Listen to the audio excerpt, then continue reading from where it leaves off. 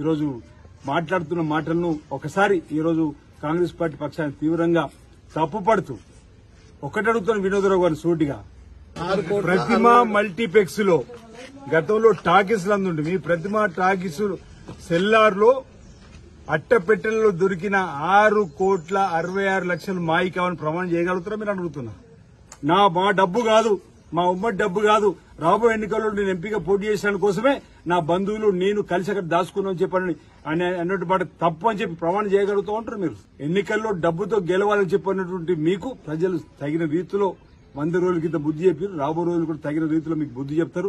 డబ్బును కాళేశ్వరాన్ని కామధేనుగా చేసుకొని విచ్చలవిడిగా డబ్బులు సంపాదించుకుంది అవినీతి అక్రమాల ద్వారా నాణ్యత కట్టడాలు కట్టని చెప్పని ప్రజలకు పోయింది. కాబట్టి ఈ లోక్సభ ఎన్నికల్లో ఈ 17 సీట్లలో ఒక్క సీటు కూడా మీకు రాదు. అసలు మీరు థర్డ్ ప్లేస్కి వెళ్లిపోయారు. అందుకే ప్రెస్ స్టేషన్ లో మతి భ్రమించి ఇంకా పొగురు మాటలు మాట్లాడుతున్నారు తప్ప ఇది మీ మాటలు ఎవరు కూడా వినటట్లేదు. మీ వ్యాఖ్యలను ఖండిస్తున్నాం. ఈ శుద్ధ పూస మాటలు మానుకోవాల్సిందిగా వినోద్ కుమార్ చెప్తా ఉన్నాం. గతంలో ఎందుకు మీ కేసీఆర్ ఫ్యామిలీకి ఈ శుద్ధ పూస మాటలు చెప్పలేదు? ఆనాడు Congress party, TDP, YSR, CPI, CPM మొత్తం మంది ప్రతిపక్ష నాయకులు, ఒక ఎంఐఎం, బీజేపీ అందరినీ ఇవి కలుపుకున్నప్పుడు తప్పని ఎందుకని అడుగుతున్నా. ఇప్పుడు స్పీకర్ గారు వెంటనే నిర్ణయం తీసుకోవాలని అంటాడు.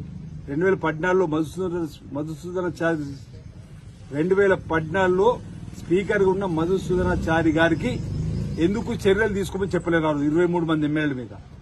2018లో స్పీకర్ గా ఉన్న పోచారి శ్రీనివాసరెడ్డి పైన ఎందుకు ఒత్తిడి చేయలేరు వెంటనే వాళ్ళపై చర్యలు తీసుకోమని? అంటే మీకొక రూలు మాకొక రూలా? రాజకీయ వ్యూహాలు ప్రతి వ్యూహాలు తెలుసు. సందర్భాన్ని బట్టి మా నాయకుడు 100 రోజుల పరిపాలన అయిపోయిన తర్వాత పీస్ అధ్యక్షుడు హోదాలో గాంధీ భవన్ లో ఒక గేటు తెరిచినట్టునే ఇంత బెంబెలెత్తిపడుతుంది. మొత్తం గేటు తెరిస్తే మీ టీఆర్ఎస్ పార్టీ ఖాళీ. ఈరోజు నేను ఒక్కటి చెప్పదలుచుకున్నా. మీ తెలంగాణ పేరుతో అధికారంలోకి వచ్చిన మీరు తెలంగాణ పదాన్ని తీసుకుని భారతీయ రాష్ట్ర సమితికి మాట్లాడి భారతీయ రాష్ట్ర సమితిగా పేరు మార్చుకున్న రోజే మీకు తెలంగాణ ప్రజలతో పేగుబంధం తెగిపోయింది. అందుకే మొన్నటి ఎన్నికల్లో మీకు ఓటమి. ఇక రాబో రోజుల్లో మీకు తెలంగాణలో స్థానం లేదు. భారతదేశంలో మహారాష్ట్రకు డబ్బులు ఖర్చు పెట్టారు, ఎక్కడెక్కడికో పోయి మీరు తెలంగాణ సొమ్మంతా కూడా దాడి చేసిన ప్రజలకు వెళ్లింది. కాబట్టి ఈ రోజు మీకు ఈ గతి అనేది మాట సందర్భంగా చెప్తూ రాబో రోజుల్లో మేము ప్రజాస్వామ్య పంతాలను ముందుకు పోతాం.